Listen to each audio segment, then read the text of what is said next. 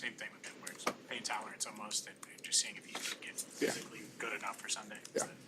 This is probably a better question for Jake, but him being away for a couple of weeks, kind of that stretchy play, not playing, but just kind of now seeing, how much do you think that maybe helps him a little bit to clear his head? Start fresh. Yeah, that probably a better question for him. You know, he's had that experience before where he's played for us, and so again, I've got confidence in him. I've seen him do it.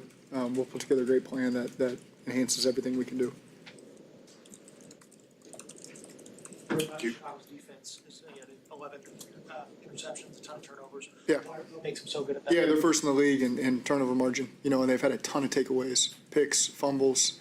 Guys that have a real knack for the ball. You know, I know that the guys that are healthy right now, the backers and the safeties, have done an excellent job taking the ball away from people, anticipating throws, doing a great job with their coverage structures, of being in a position to be aggressive. You know, the unknown who their corners are yet, you know, with Tyreek to see how he plays out, but those guys in the DB room have had some turnovers as well. So a really good job. Again, when you're number one in the league and turnover margin, that says a lot about how you're playing, and so it's a real challenge for our guys to protect the ball, protect the quarterback. They've got a good unit over there. They're well coached. What do you appreciate about what P. Ryan brings to the offense? I mean, he's just same guy every day, you know, for years now. I always used to watch his tape when he was in Kansas City and Denver. I'd go through every week and watch his protections, and just consistent throughout his entire career, very reliable, hard to bring down, durable back, understands where you're fitting the ball, does a great job in protection, has a great knack for the checkdowns. So again, just the combination of him and Chase back there gives you a lot of confidence in your backfield. And Taj is really coming along too, so it's a really good room. Justin's done a great job with those guys. Samaje, just again, he's the vet in the room that just does it exactly how you expect her to do. Not that the other guys don't; they do a great job as well. But Samaje's just done it for a long time. You said you wouldn't classify it as a must-win, or you wouldn't use those terms. What is your message to the team? Yeah, to win the game. With Flacco's situation, do you have to do anything differently with Sean Clifford just in case? Well, he'll get scout team reps, you know, more so than he would have in the past when Jake's gotten most of those. So, again, Brad always does a great job during the special teams period. That's just any quarterback room you're in. That's where you get the work for the guys that don't get a lot of reps. So certainly he'll get more with Joe being out and of practice today. He'll get more opportunity with scout team reps, and normally Jake takes pretty much all of them. So again, that's where his work will come in. Zach, what did you learn over the 3 weeks that Jake was 3.5 weeks that Jake was quarterback, in terms of the way you guys run things, the way he played, and then how quickly it kind of got better when Joe got here? Were there lessons you took from that time period? I mean, that was a wholesale offense. We got to play better, and at times there were tough circumstances. That the Minnesota game got out of control fast with just turnovers that we've done an excellent job of preventing, you know, in terms of the fumbles and things like that. Next week we go on the road in a tough environment. I think Denver speaks for himself right now, how they're playing on defense. That's been a tough challenge for everybody. And then Detroit obviously has been a great team as well. They've been getting after everybody. So it was a challenge for any quarterback that's playing those units. Obviously we didn't hold up to the challenge in any way, shape, or form. That was on all of us. And we put that behind us, and now our offense is doing a great job these last couple of weeks, and we got to keep doing that.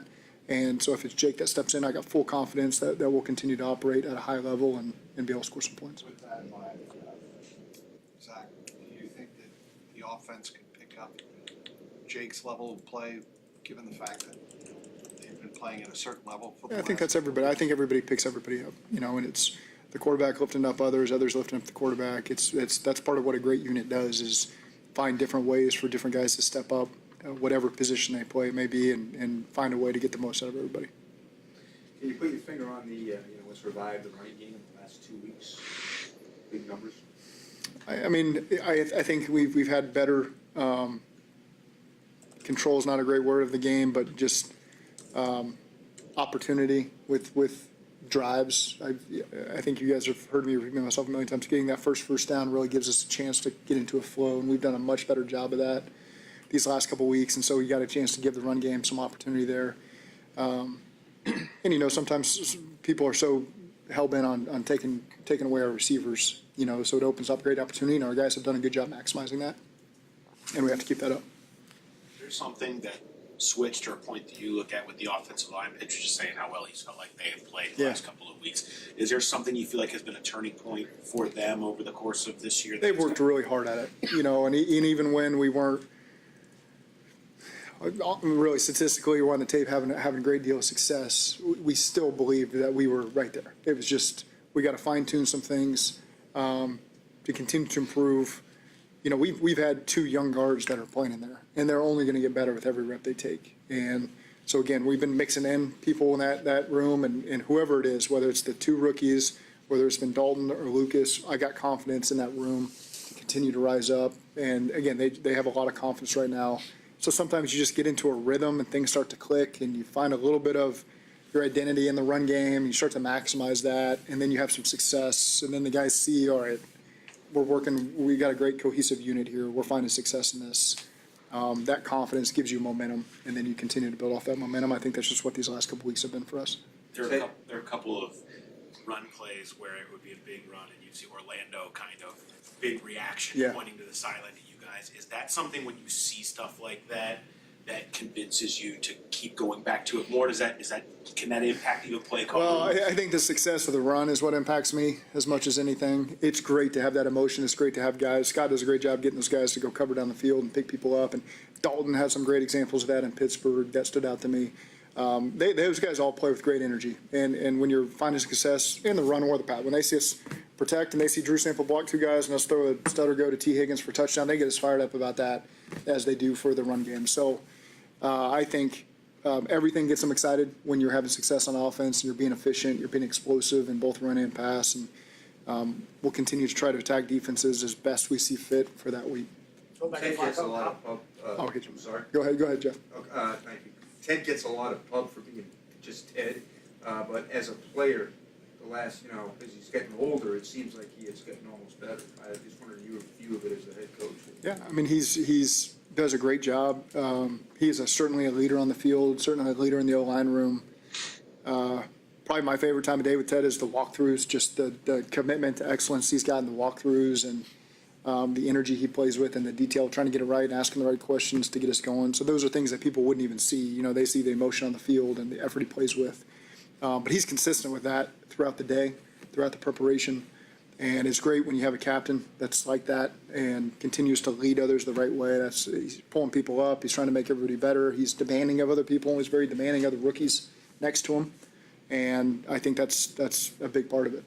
Going back to Flacco, given that the bye week is coming up, how much do you guys weigh that into the decision of, whether you guys play him or not? We'll weigh everything in there, but we'll see how he feels as the week progresses, and we'll make a decision from that. And again, there's certainly an element of protecting him from himself, certainly an element you got to trust him, how he feels and how he communicates. And I trust 18 years in, he's probably played with injuries before on I can do this or I can't do this. And so I think we'll get good information as the next couple of days go by and make our decision what we need to do. Given the importance of his position, could it go up to a pregame workout, or would you not want it to? It might. I've never been in this exact situation, so I hate to sit here on a Wednesday and define exactly how the week's going to look. We have an idea in our own heads, and Joe's on that same page, and we'll just see how it shakes out. We haven't asked you in a while, Zach, but how's Joe Burrow Yeah. progressing? How's he coming along? Yeah, he's been good. I don't have any updates on the progress. It's gone as we had hoped. He's had a great attitude, great energy about him. He's in the meetings. I've met with him one-on-one. He's been great to be around and optimistic, and things have been going well, but I don't have any update on the timeline. Zach, when the defense needs a lift, you've talked about leaders stepping up. Do you spend more time during the practice week leaning that way, watching the defense, around the defense, or is that not something you would change? It's the same as I always do, communicating with the defensive staff, interacting with the players. I do spend time with the offense as well as you're getting ready to call the game. That's important as well. So as the head coach, you gotta manage a lot of different things, and I do everything I can to be there for the defense and help them with my feedback, and that's what I do. Are you seeing what you need to see out of a guy or a couple of guys in that room? I know it's still kind of early in the week. Yeah. But Yeah, everything's been positive. The response has been what we have. We haven't had an opportunity to do a lot yet. We just had the meetings this morning and the walkthrough. That part is easy. It's easy to pass that test. And so, again, we'll see how the practices go. Knowing Ben Johnson for as long as you have, what do you thought of his first year as head coach and the job he's doing? I think he's doing an excellent job. I think he's put together a really good staff. He's done a great job getting this team to where they're at right now. It's obviously it's challenging for every team. Everyone's trying to find a way to win, and everyone's got close games. But Ben's a very smart guy. I think he's been thorough and detailed and demanding, and I know that he's going to be very successful during his time there. If the medical staff feels like Joe Flacco is unable to go, what do you do as a backup? I mean, do you have Joe on the side? I mean, if the starter gets nicked up, God forbid. Yeah, we'll see. We'll see as we get through the week on exactly what our quarterback plan will be. Where do you, Defense had a defense-only meeting, Players Watch on Monday. Is that the kind of response you hoped after kind of what you said Sunday? Yeah, you want guys to take ownership and take accountability for it, and obviously I wasn't in there, but that's a step in the right direction. Everyone's got the right intent in mind. Everyone's had great energy, the right intent. Everyone wants to play well on defense and help us win games, and offense has to do their job as well. Special teams got to step up and do their job as well. So this isn't, I'm sure they've gotten a lot of the attention this week, but at the same time, there's things in all three phases we got to continue to improve on to find a win. where do things stand on the trophy between you and your brother? It's a great question. I kind of forgot about that. We started that so long ago. It's in my dad's office. I'd have to think. I can't even think the last time we played Monday Night Football in Jacksonville. I think would have been the last time. I think we won that. So let's keep that up. What does it mean to you to be able to coach against him? Because obviously, a unique opportunity to have your brother on the opposing side. Yeah. It's happened. It's probably a bigger deal for my parents. You know, I think for my mom and dad to just all the work they invested in us to see their sons on the sidelines. It's pretty cool. My sisters are certainly proud. We're proud of them as well. So I think just for me and Press, it's nothing. It's just we want to go win. We want to beat each other. Not a lot of communication during the week. For our family, I think it's probably a bigger deal, and I try to stay out of that as best I can over the course of the week, and we'll deal with that after. When you were working with Ben, anything stand out about him? Yeah, incredibly smart. I mean, this is no surprise where he's at in his career, the job he's doing. I think anyone who's ever interacted with him and worked with him would see this coming. You know, easily one of the smartest people I've ever been around. Great outside the box thinker, very detailed. No surprise. He's worked his way up the hard way. I mean, it was. You know, when he got to Detroit, he had to work up for the ball, even though he was way over qualified for where he started. That's just what you do, and he just kept earning the trust of people and working all the way up through the ranks. Did it all the hard way. Did a great job at every level he's been at, tight end coach to coordinator to now the head coach, and so I'm not surprised at all the job that Ben has done. Do head coaches that have the number one overall pick, do they ever pick your brain about what it's like to coach a quarterback? Then went 1-1? Do like other head coaches and guys, do they ever pick your brain about what that's like? No, I mean, Brian's the most recent example, and he didn't really need to ask me too many questions, so no, I mean, no. What if guys were to reach out and say, hey, what's the biggest thing that enables that to be successful when you have a guy who's first overall? What's the biggest thing to make sure that? I mean, I feel like our guy is just, he's another level. I can't compare him to these other guys because a lot of times I don't invest the time in researching them because that's not going to be our player. So everybody's different. Nothing's ever a sure thing. We felt really good about our guy. It's hard for me to give advice to somebody else.